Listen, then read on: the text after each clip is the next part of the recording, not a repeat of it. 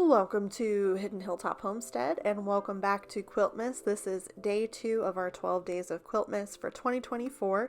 Thank you so much for checking out this video.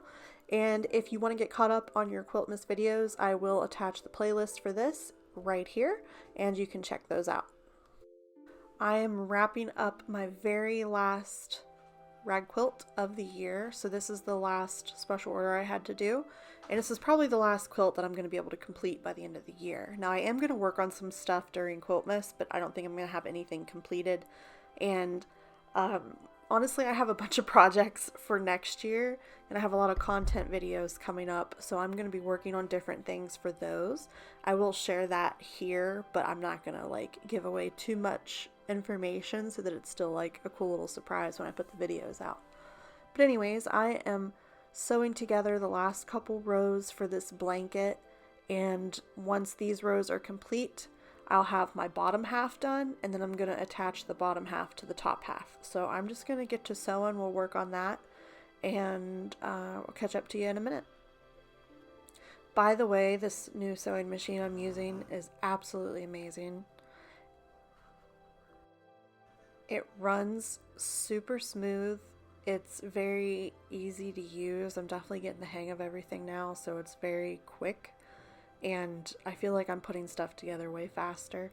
Now I'm just using the basic sewing functions. All I've been sewing is straight lines. I haven't done any embroidery or stitch designs or anything like that yet. I was just trying to get through my last couple blankets that I needed to finish this year. And then now that all of that stuff is almost complete, I am going to get to play with this and see what it can really do, because I know it has a lot of different functions and a lot of cool things to check out. I decided that I'm going to be adding personalization and embroidery to my services for my rag quilts. So people will be able to get custom things put on this, or if it's a gift and you want to put from grandma, from mom and dad, whatever. Or if they want to put a name on some of the blocks or whatever they want to do, I am going to open that up and try to figure out a good pricing situation. Now I need to practice the embroidery. Like I said, I haven't used it yet, but maybe by the middle of next year I'll be comfortable enough to where I can start including that in my services and have a base price, because that's another thing. You can always add on services, but you got to know what to charge. So I'll definitely be working on that at the beginning of next year to implement by the middle of the year. Alright, so we have 7, 8, 9, oh my gosh, okay, what am I doing? Okay, 7, 8, 9, 10, 11, and 12. This is the bottom half. I will sew this together here, and then I'll put this with the other top half, and we'll be done. Bottom half is done. We have everything sewed together, 7 through 12. So I'm going to put this with the top half. This is such a relief to almost be done with this and just kind of relax for the rest of the year.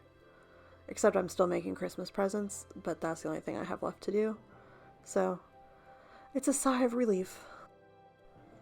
And the last thing I need to do for this is snip the fringe for the 2 pieces I just sewed together. And then I think we'll be getting ready to start on the edges. Alright, I'm going to start sewing the trim that goes all the way around the edge of the blanket. All I do is sew a 1/2 inch seam allowance, and I'm cutting it when I'm done. I'm going to cut it just like the fringe that I do for the rest of the blanket.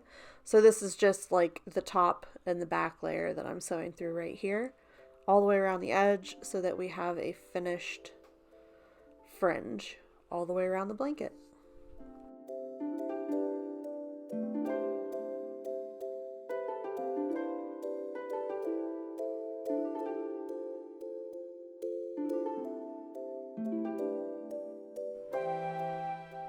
Those are my last couple snips, and then we'll be done. And then I can pop this in the washer.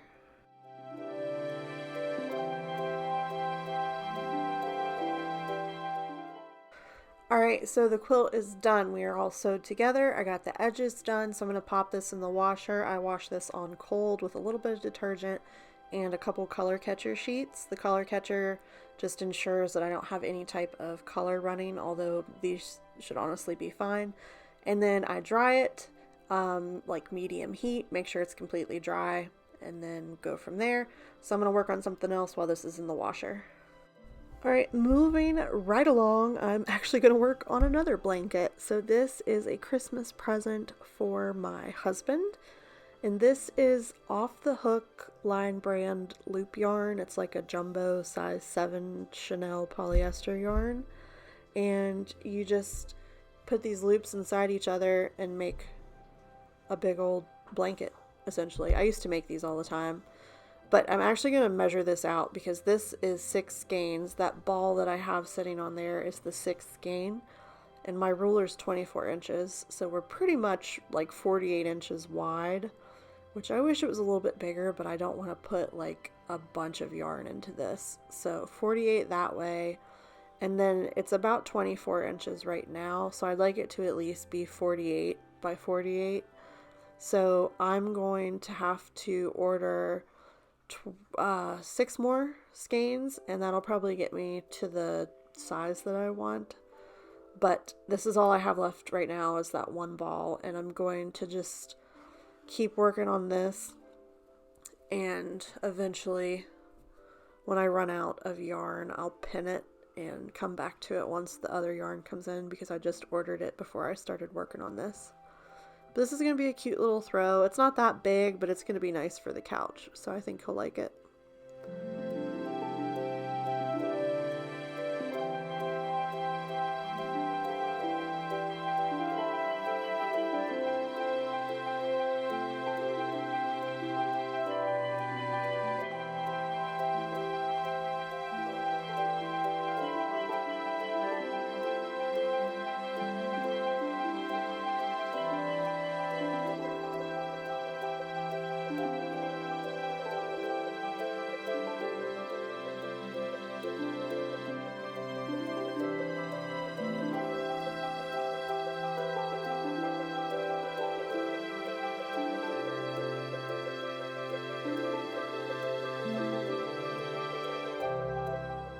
So I'm at the end, and I'm just using a quilt clip to put on that last loop just so I can mark my spot as to where this skein ends to when I start with my other skein.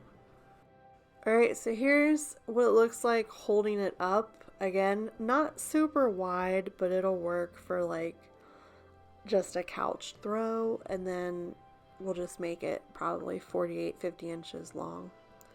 So I'm just going to fold this up and put it in a bag and set it aside until the rest of the yarn comes in. We can work on it again.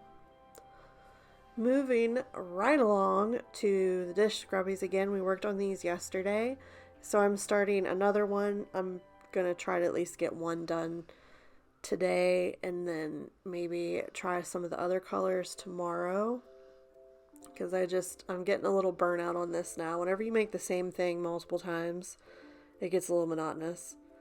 But anyways, let's start doing some chains and make a little dish scrubby slowly, because I'm not that good at crochet. By the way, here is the tutorial that I use. I just looked it up on YouTube, and she's actually really good at explaining the directions. So I got a little ambitious this year with like my gift list. Like, I normally make stuff for certain people and then other people get, store-bought things, but this year I was like, oh, I'm gonna go all homemade, and I made this big old list of things, and for all the people I was gonna shop for, or make for, not shop for, and that quickly got derailed because we had some things come up and I was not gonna have the time necessary to make a lot of the stuff. So we are making these dish scrubbies. We're making enough for 6 people, and then we're going to make some bowl covers. They're like elastic material bowl covers for like a KitchenAid mixer, but you can also use them on like any bowls. They're very handy for when you're like proofing bread when you're baking, or I use mine as like a dust cover for my KitchenAid mixer. But anyways, we're gonna be making those in the upcoming days. And then I have 2 washcloths to make that are just going to be like a very generic crochet pattern, and some skincare stuff, and then that'll be it. Alright, I just finished up my 3rd sponge. Looks good. Stitches look nice and sturdy, nice and squishy. I just got to weave in the ends, and this will be number 3. I'm going to make at least 3 more. I might make a few extras too. But this is what I have left. I also have this random knot in the middle of the skein, so hopefully that doesn't look terrible as I crochet. We'll see. I might end up cutting that off. Alright, here's the big reveal on the last quilt. Looks beautiful. The pinks, the blues, looks amazing. I really like this one. I'm so glad this was the last one for the year because it really makes me feel accomplished. It's very pretty, and it's going to be a Christmas gift for somebody, so that's so exciting. And thank you guys so much for watching Quiltmas Day 2. Make sure you come back and check out tomorrow's video for Day 3 and 4 and so on. I definitely need to lint roll this. There's lots of stuff on here. But anyways, I will see you guys tomorrow. Bye!